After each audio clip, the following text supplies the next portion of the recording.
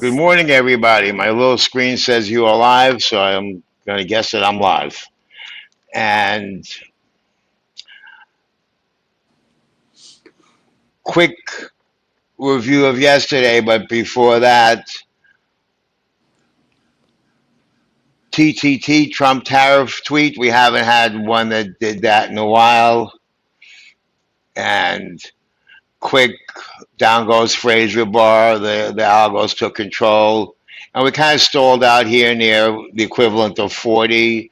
This spread X thing in TradingView does converts the spread between ES and SPX.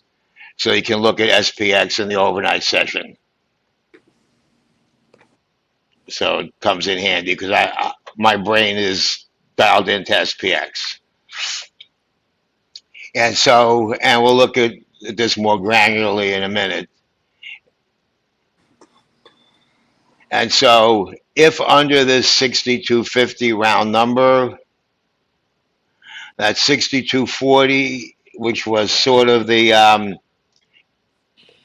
where we were when I was looking at this in the morning, it also marks a pivot, and I'll show you why when we get there, or 35, this zone.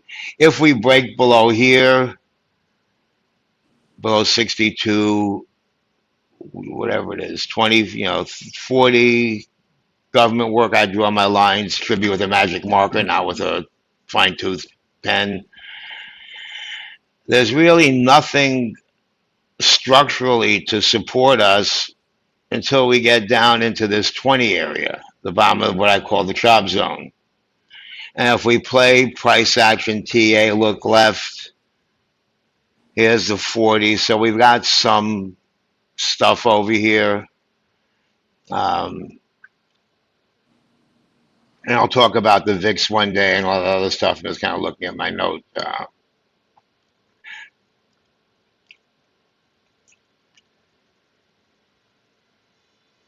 Okay, so Wednesday's low was 62.30. If you remember Wednesday, we had that 62.35 was a supportive area, and we undercut it to 30. We closed back above it, and then that kind of set up a rally, set up fuel for a rally higher. And so this area could provide some support, if not being a magnet down. And at the same time, and we'll get to this in a minute, these puts down here, customers are long puts down 62.20 in this area, stack all the way down here. And if we get down there or near here, either people monetize them and close them, which causes a buyback by market makers, or B, if we get down here and let's just say they leave them, but they don't realize we don't go through them, then they decay. And as the delta decays, the gamma changes, etc., and then market makers have to buy back too. So I don't mind having that stuff down there. I really don't. Good morning. I see some of my buddies here. Good morning. And so, the contrarian in me and the optimist in me kind of wants to root for a little chop in this area down here, 40, 35, whatever, and then stall and then see some decay, send us back up. Maybe see if we can fight our way over 50, over 60, which is going to be a hard battle to get up here. And we'll look at why in a minute. Before I do that, I want to talk about this. I forgot what made me. I think I read a note in Marketeer or on Bloomberg or somewhere. I read a lot of crap about the VIX one day. So I took a look at it. So the one day VIX, which if you guys have been following me, I said it's a shitty measure, and it is, but it's a measure of something.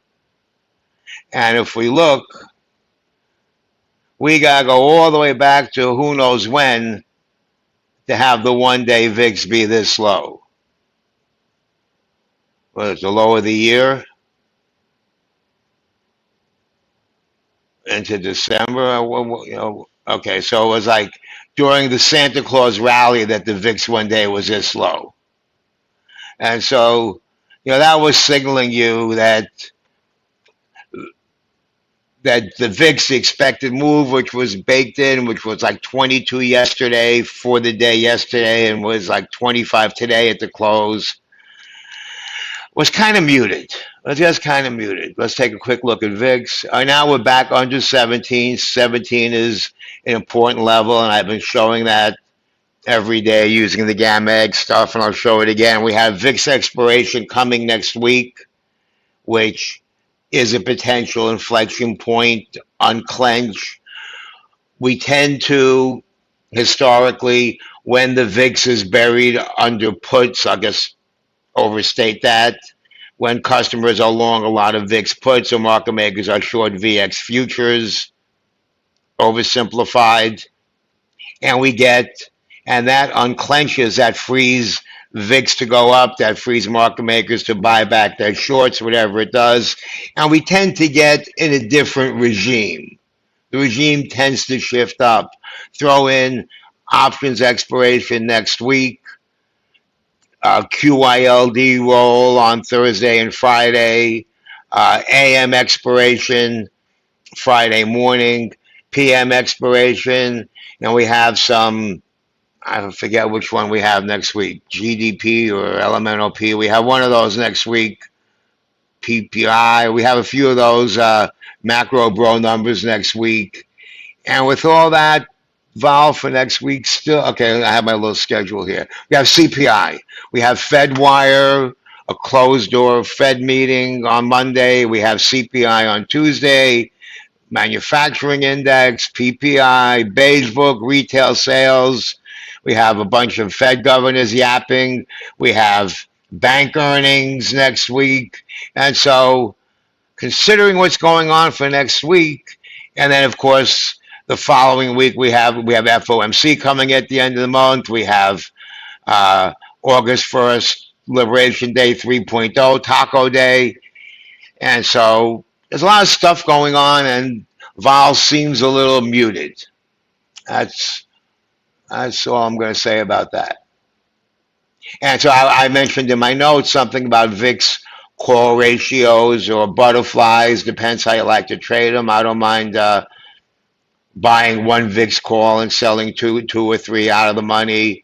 And yeah, that eats up buying power. And yeah, if we have a VIX spike, it's fake pain. But I've never lost on those, even if I've taken a lot of fake pain. Doesn't mean I won't eventually. Usually those end up being nice winners. So anyway, and I'll be modeling that out for some of my,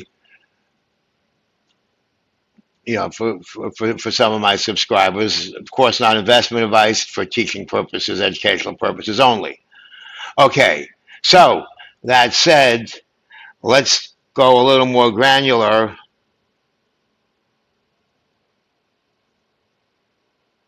And what am I looking for? Oh, let's take a look at this while I have it handy.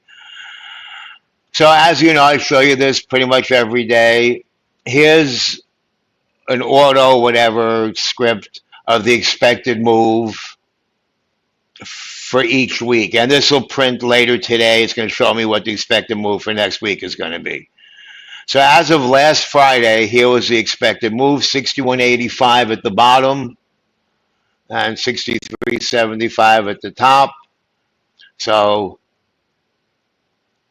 and I'll typically sell an iron condor around these numbers, just a few for fun, and they tend to do well. I also manage each side independently, so I'm pretty sure I'm out of the ones I did for last week. I did like last Friday. But I'm pointing that out to point this out. 61.85, the bottom of the straddle, and now we can switch gears to, where are we switching gears to? Okay. So 61.85, and so we have some sold puts down here, market maker long. We have, or it doesn't matter if there's sold puts or calls. We have market maker long gamma down here. Not a lot, but enough to stall in that area. So you guys know I'm a credit spread trader. Ideally, I'd like to be below 61.50, but there's no juice. So then that puts me in this 90 area.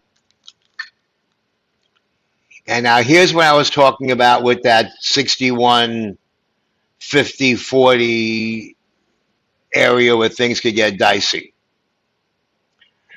So market makers are long here at 62.50. So apparently customers sold puts over here at 62.50. I don't know if they were straddles, whatever, risk synthetic, risk shorts, longs, doesn't really matter.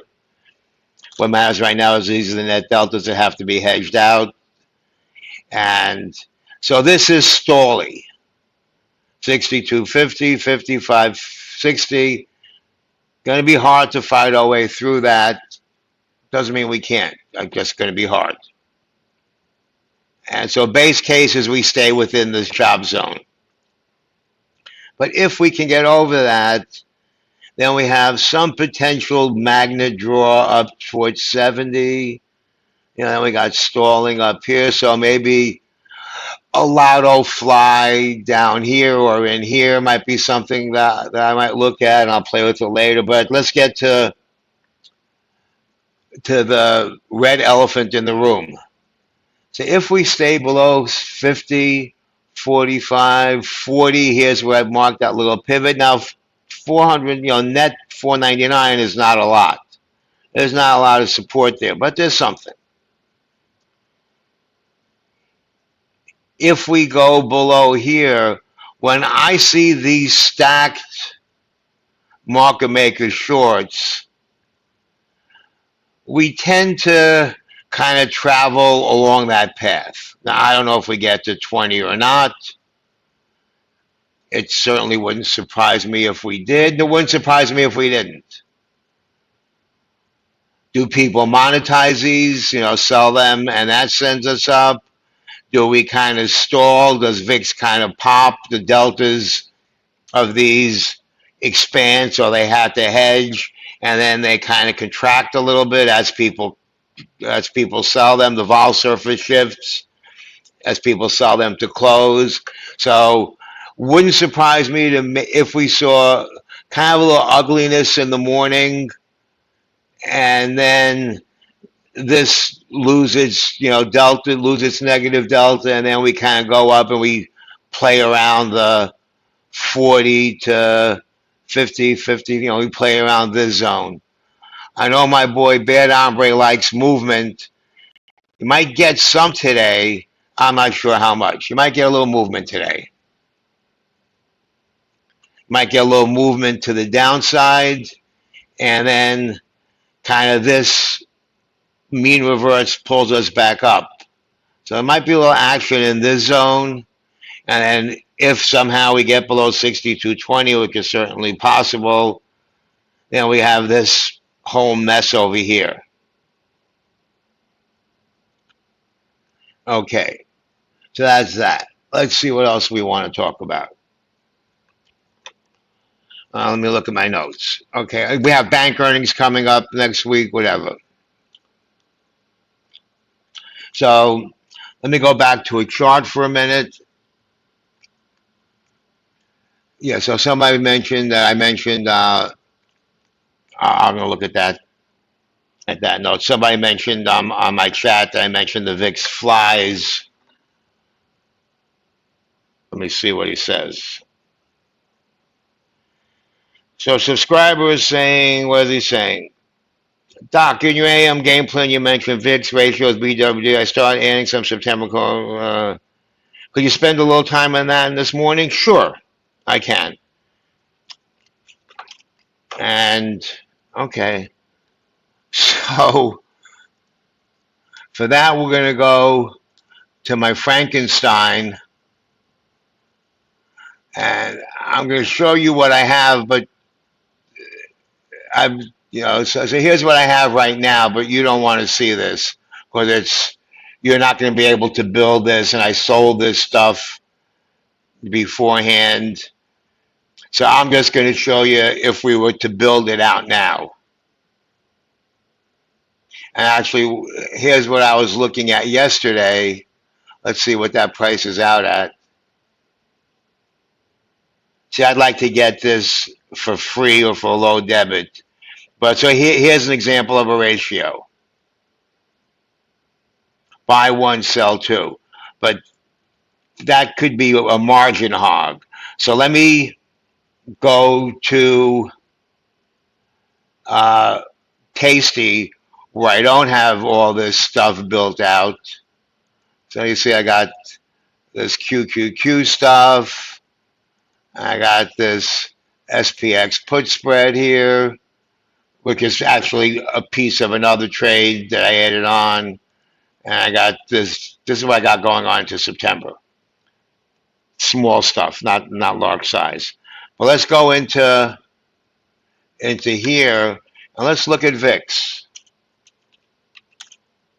And trading VIX like this can be tricky, so we're going to start with a less scary way to do it, so to speak.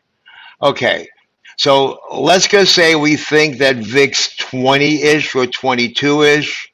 We see we have 51,000 open interest here at 23, so that's not a bad area in my mind to want to sell.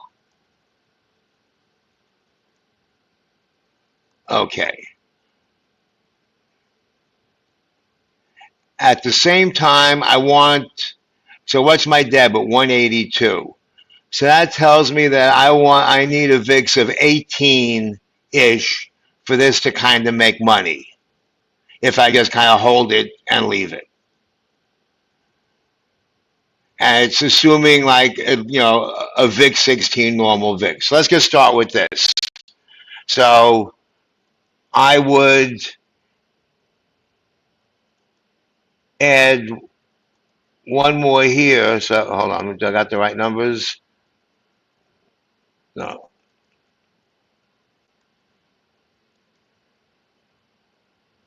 And people are going to yell at me because this is dangerous. 1, 3, 2. That's still more of a debit than I would like. I might do something like that.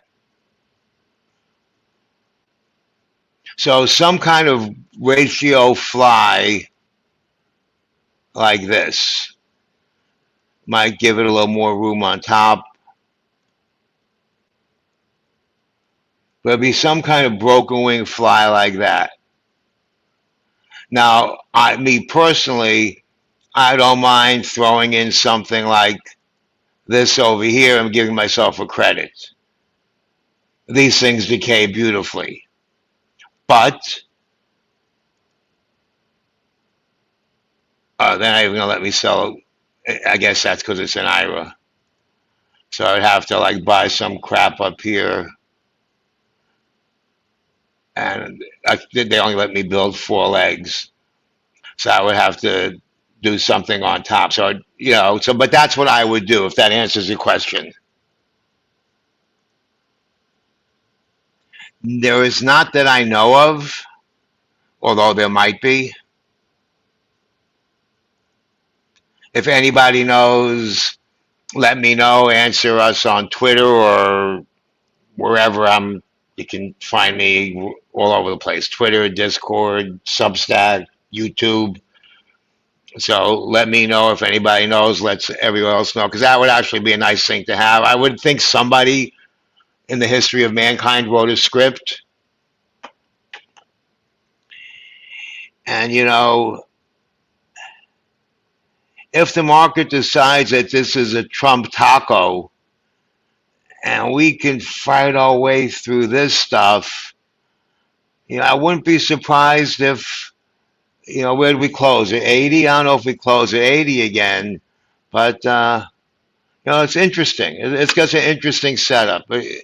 Somebody said something, at least it's not as boring a day as it was yesterday. I forgot who said it. May have been David. But yeah. So that's what I'm looking at. Okay, let's go back to options depth, and then we're going to look at a few other things. Oh, I actually have time today. Look at that. And on YouTube, on Twitter, say hi. Okay, so again, I'm going to beat a dead horse. Here's why 50 matters. Here's why we have potential problems over here.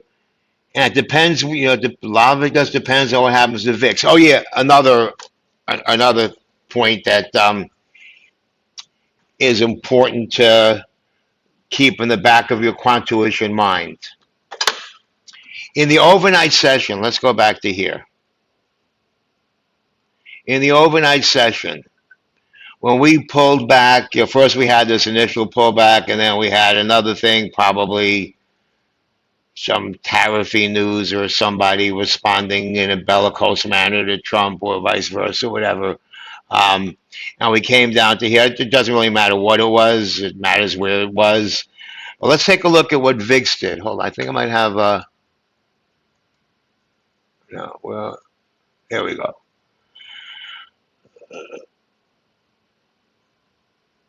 So when this was going on in the overnight session, where's my VIX? We see VIX popped over that 17 number that I've been talking about, that you guys are probably getting hard for me, tired of hearing.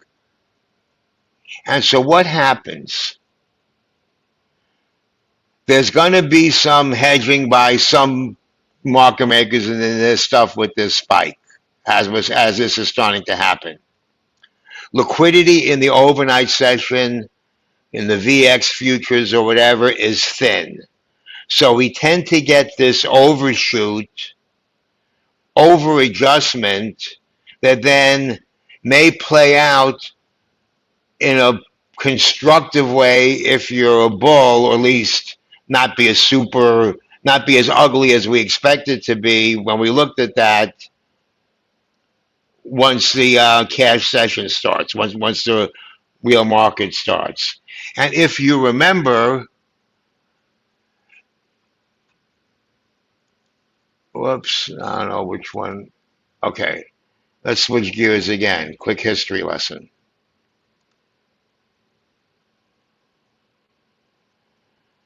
Some of you might remember, I remember very acutely, last August, the JPY meltdown. Does this go back to last August?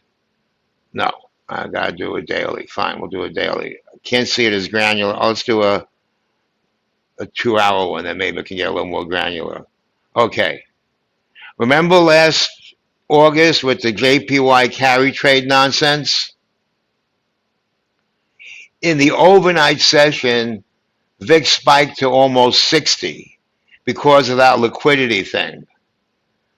When we opened with VIX near 40. Now, not that VIX 40 is a picnic, and not that we didn't have some nasty days with VIX, shopping around in this, 30-ish range. I remember it, like I said, really well.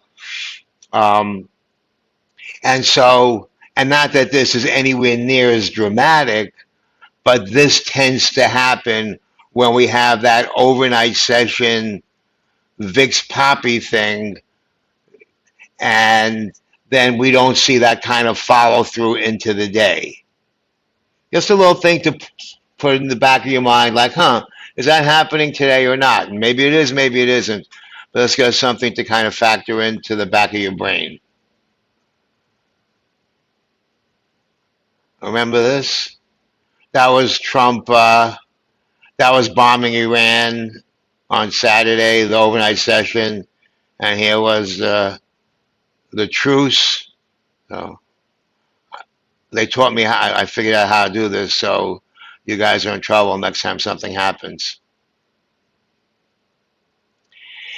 And here we are. So there's really not much else to say about this. We know the game plan. We know the roadmap. And I've got a more granular GPS. I think on Twitter or somewhere. I might have put the whole thing Friday freebie. I don't remember. But anyway, I'm systematically unsystematic. Now let's get back to the. Okay, let's get back to here. So let's beat the VIX dead horse again.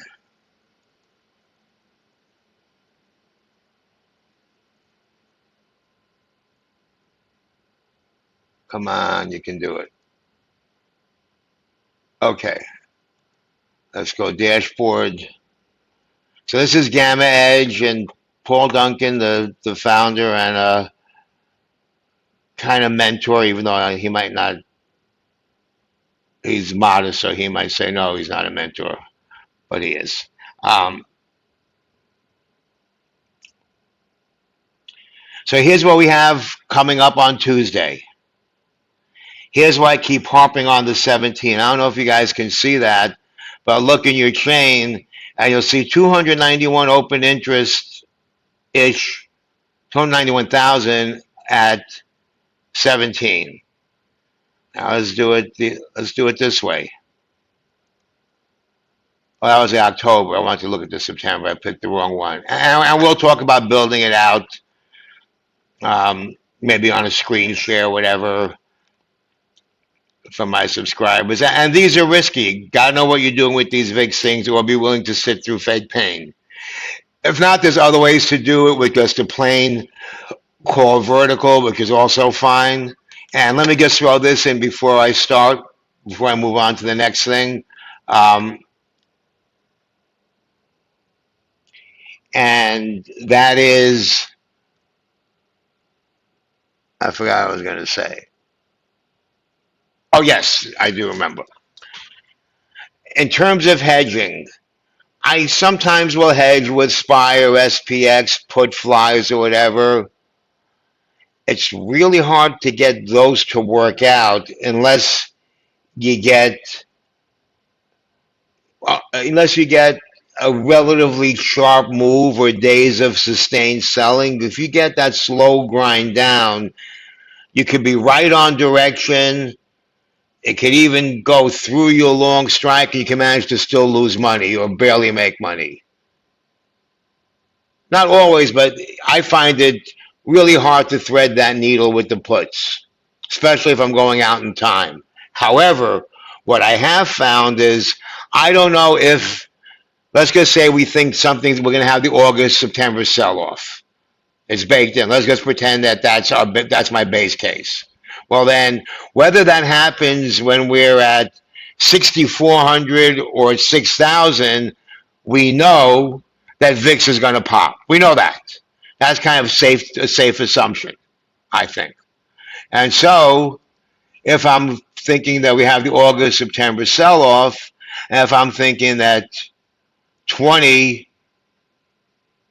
that this might be a good level, here I'm paying half the width of the spread, so 1583, 1783 is my break even. That might be a reasonable trade.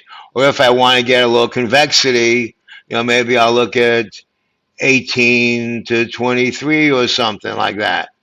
And then we could talk about flying it again. Sell an extra one here. And what do we got? We have 7 there, so let's give it 7 here to make it equal. Something like that for $1.21. Add another one up here, something like that. Because what I do think I know is whatever happens, VIX is going to pop. So that's why I like the VIX thing. Okay, so let's see if Gamma Edge had time to load while I took a detour. Oh, it had loaded. So what I was showing you when I distracted myself, rabbit hole time, is 291,000 open interest here at the VIX puts at 17. That's pretty simple. That's really all you need to know, oversimplified. So that's where your inflection point is. these puts that were buried under, and then there's more over here, go away once once we unclench on Tuesday. Tuesday's the last trading day. Wednesday's the day. They're probably rolling them now. I haven't been watching what's the action in the VIX space. I got too many things I try to watch and not enough eyeballs. I got enough screens. I got plenty of screens. It's not enough eyeballs and not enough hands to find stuff fast enough. So, okay, let's take a look at what's going on while we're on the VIX topic today. Today became VIX Day, it seems. So now the other way is to do it more as a trade. And again, if over 17 for August, then that unclenches this a little bit. And you see we got this 20. A conservative quote unquote play would be buy the 20. And I remember these coming in like 20, 22 something or others. Got a lot of action here at 25. It's pretty far away now, but if we get a VVIX spike, so there's lots of ways to do this. Oh, and full disclosure, I model my VIX trades. I used to do them differently. I used to do them with calendars, which gets a little trickier and messy, or with straight flies. And then I discovered about a year or so ago, my boy, shameless plug, Z Contrarian. I'll put him right here. Here he is. And I pretty much do most of his trades kind of the way he does them. I might do them a little differently. Now, he's taking a lot of shit from people. People say it's dangerous, whatever, and maybe it is. I've made money every time I've done them. Um, and I did this trade, and it worked out beautifully. I just closed it yesterday. And he's got another one coming. And so he does the VIX trades. I also do his biotech stocks. And not recommendation, just telling you. And so where's his VIX? He hasn't done a VIX trade in a while. Where's his VIX trade? He's also a Buddhist, so I like that too. At least he plays one on Twitter. Come on. You can find it yourself. There we go. Back in June, when VVIX popped. Oh yeah, I did this trade. And he also had a VIX trade. Anyway, so keep an eyeball on him. I am front running him, but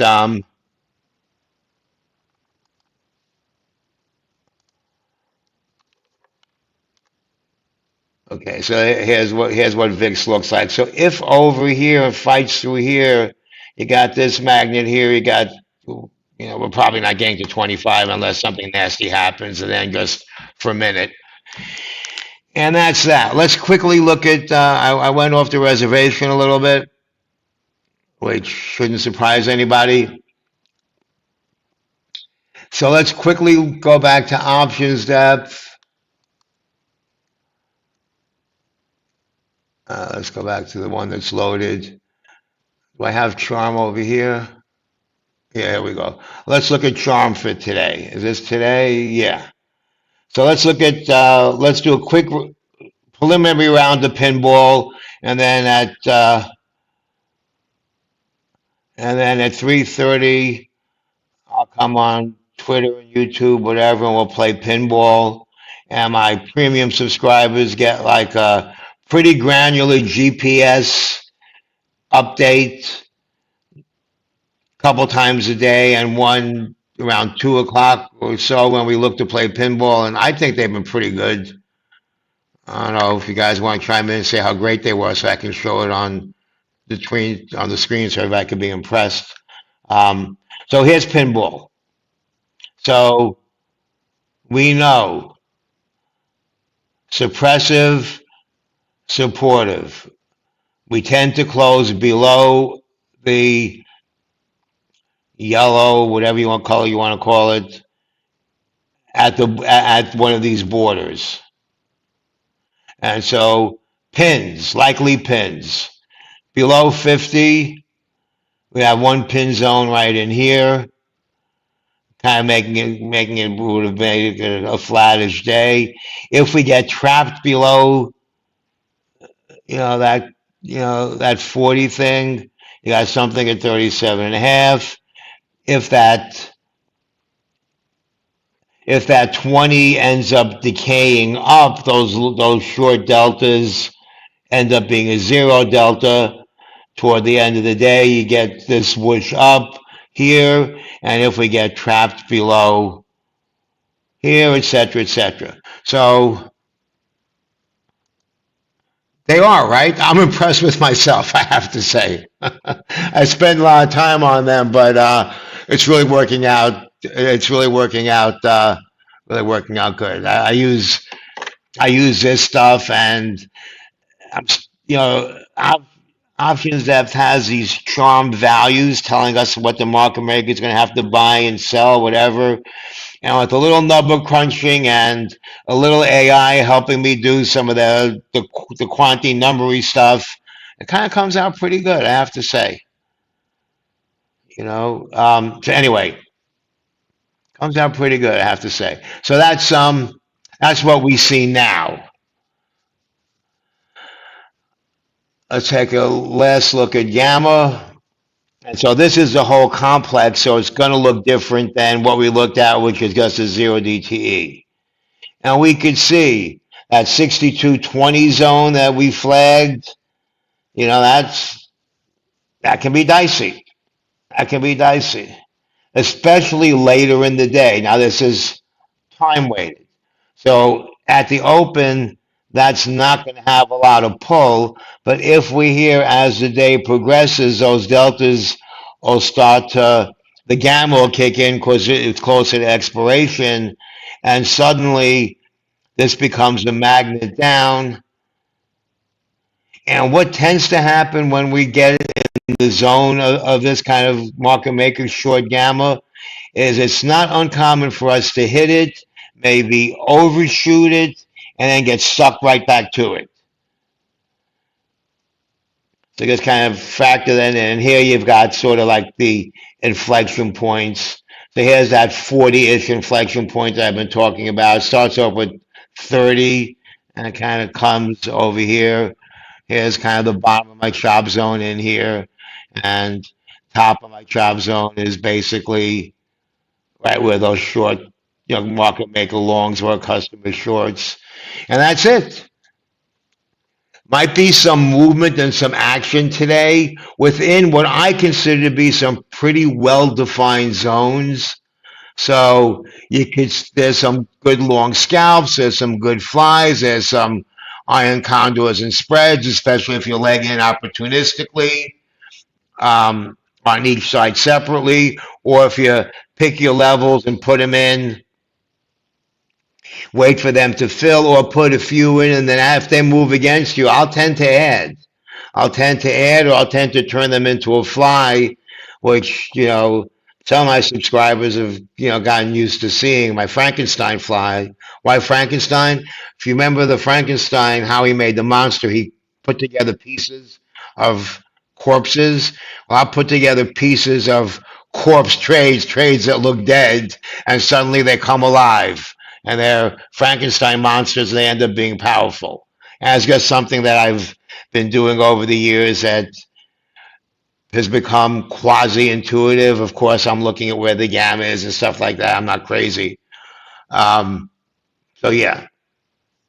Anyway, there's that, and with that, it's 9:08. So I'm going to go see what Valsigs have to say. Yes, I subscribe to Valsigs, and shameless plug. Let me just pull him up. Why not?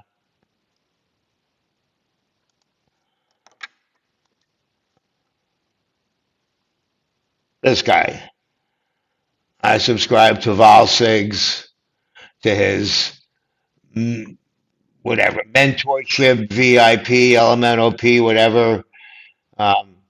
Like most things, I was a beta, maybe not in his first round, early on with him. And I learned a lot of good stuff. He's a former market maker. He knows what goes on the other side of the table. I have no idea other than what I learned from him and other people. Private chat. What's going on here? Thank you. See you in Valsix. Yeah, yeah. Going to Valsix. I don't want to.